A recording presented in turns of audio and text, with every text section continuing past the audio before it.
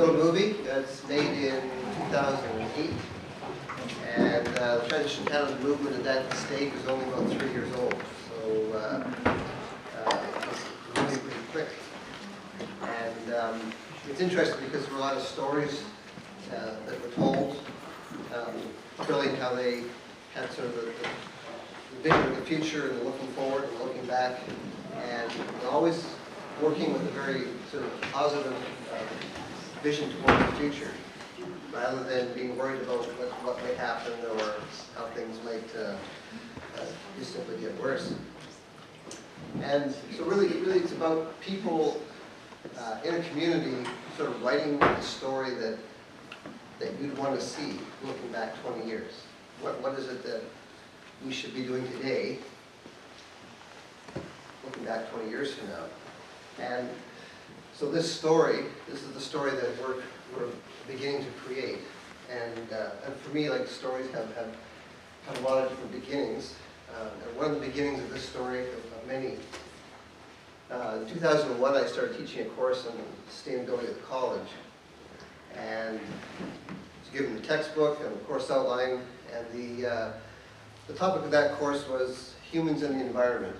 And every week, one week was oil, the next week was climate change, the next week was mining, soil destruction, the list went on, acid rain, acid mine drainage, the salmon, Newfoundland cod fishery, fish farms, nuclear waste, pesticides, GMOs, and it goes on and on and on. And someone said one day, like, this is a really downer, it's a depressing class, actually.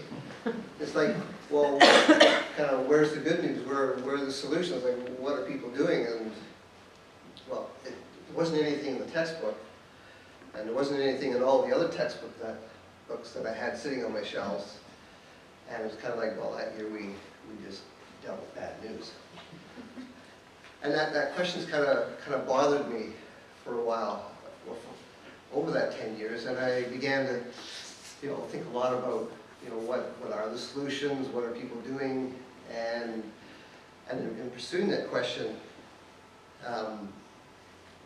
for me it started out, I started visiting some eco-villages. There was one down in Victoria, and then I was on my way to England that summer, and went to eco-villages where people are experimenting, pioneering different ways of living, different ways of meeting their needs, and took some courses there. Went to places like Findhorn, and here I began hearing the word permaculture, and got interested in that. And the following year took a course, and then last summer I spent some time in Australia at Jeff Lawton at the Permaculture Research Institute of Australia, where permaculture began, and meeting a lot of people, an enormous amount of reading. Past April, Pennsylvania, the Hopi people, northeast of the U.S. on the edible food forest garden course, and looking at a vision of ecology in the future for food production, and meeting a lot of people in transition. So when I was teaching that course again this January, so the new updated version of it, it was like, yeah, well, we're going to talk about the problems just because we need to be familiar with the background of it, but we're going to talk about the solutions. What all the things are that people are doing around the world. And I don't like to call them the solutions, I call it more like the pathways. And along this pathway and all these different ideas, whether it's permaculture, etc., transition towns, we will learn, we will transform into whatever that next stage is. So it's been quite exciting. So part of that course was the transition town movement. We talked about it in class, talking about it with friends, and there was a discussion group that got started last fall. There's a lot of people talking about these issues, and Charles and I, we came together in early January, I think it was, and kind of evolved with a group of 3, and we added a few more people, and we started doing presentations, and than we got to today. And so what this PowerPoint does, so I'll do the first half of it and Lee will do the second half, is kind of, you've got a sense, a flavor, a taste of what that vision is. But now, like, what's the process? How does it actually work? What have they pioneered over the last 5 years? And what can we learn from that to guide our process? So,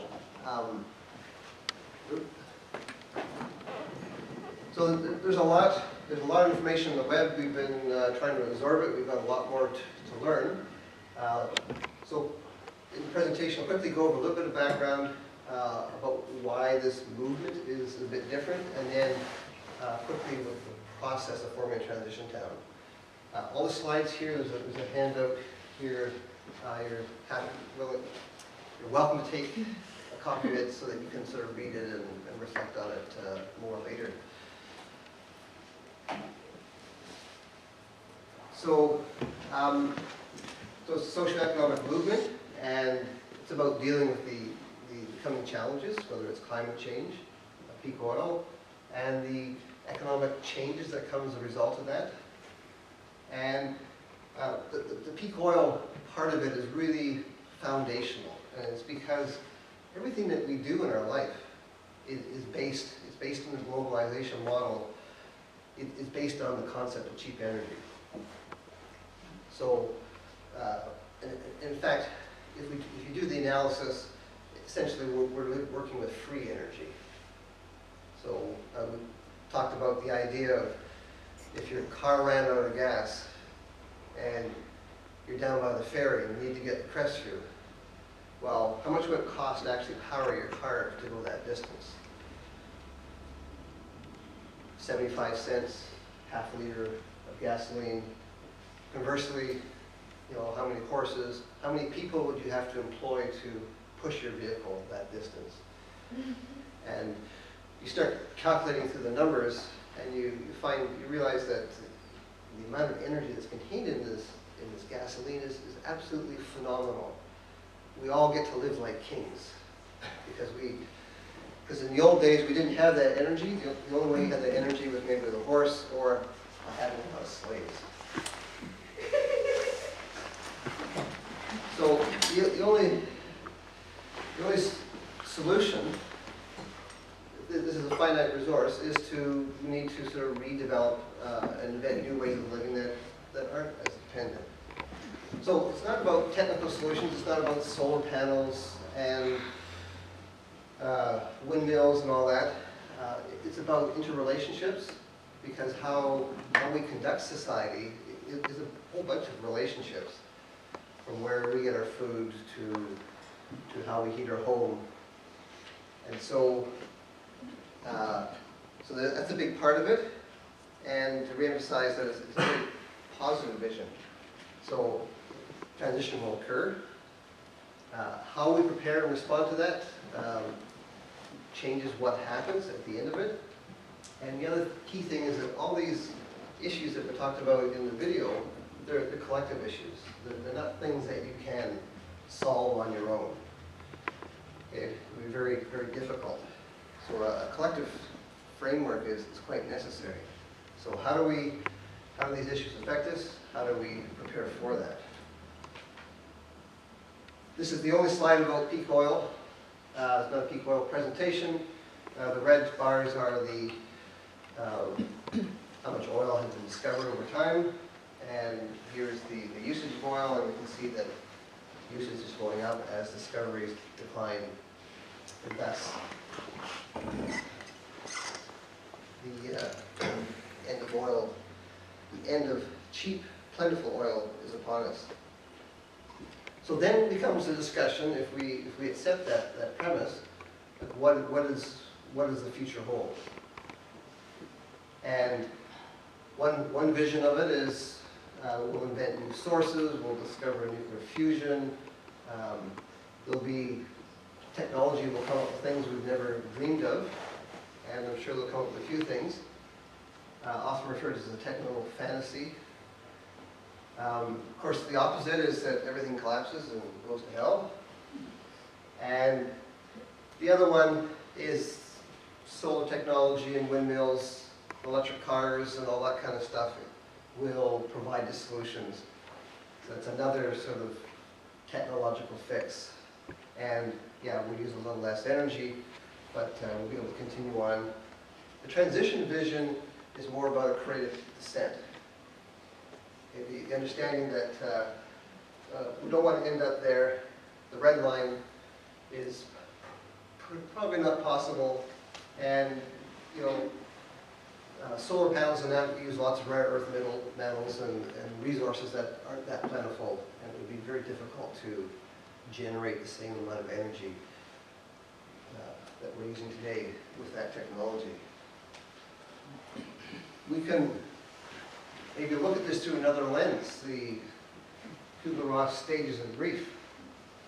We can look at technofantasy as the stage of denial or perhaps anger, depression. The solar panel future, maybe that's bargaining. Well, yeah, it's going to happen, but this is how it's going to happen.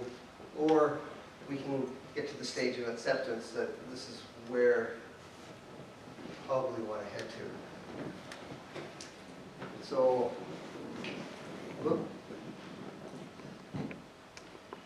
some images of what that might look like, the collapse, the technofantasy, or the creative descent. And I think this looks like a really cool neighborhood to live in. That's where I'd like to be. Where is it, Hobbiton? Just down the road. So, no spacecraft coming up for me.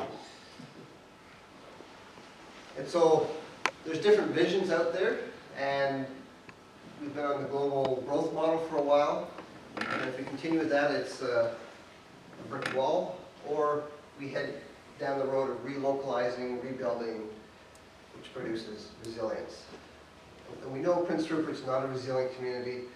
When the landslide closed the highway a few years ago, the grocery stores were almost out of food before you could know it. The gas stations out of gas. If the power goes out or the gas goes out in the winter, it's, you know, we don't have too many other alternatives. So, we're in Rob Hopkins, a town properly designed, could be more resilient, more abundant, and could actually be a much nicer place to live. And that's kind of a neat vision to work with.